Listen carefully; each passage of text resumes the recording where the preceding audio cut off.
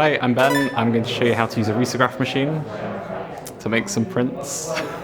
How to make prints. Hi, I'm Ben. I'm going to show you how to make some prints using the Risograph machine. The Risograph machine sits somewhere between photocopying and screen printing. Where a regular photocopier uses powder toner and is great for doing individual copies, the Risograph works with ink and is best suited for larger runs. The same principles of layering colour apply to risographing as you would expect with any other print process. You can send your artwork from a computer to the Risograph, or you can just scan it in the scanning bed on top of the machine.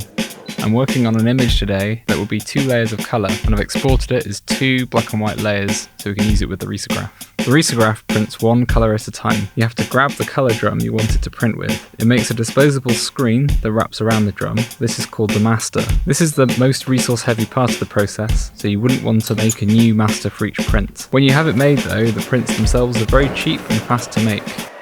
The paper is fed from the left.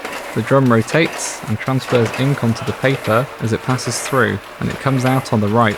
The first few prints come out a bit dry, so it's worth sending 4 or 5 through first, just to let the ink start flowing properly.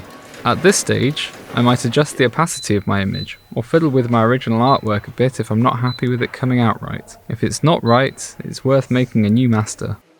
Just like the first, I'll print my second layer on blank paper so I know it's printing right. When it's ready, I can print all my second layers.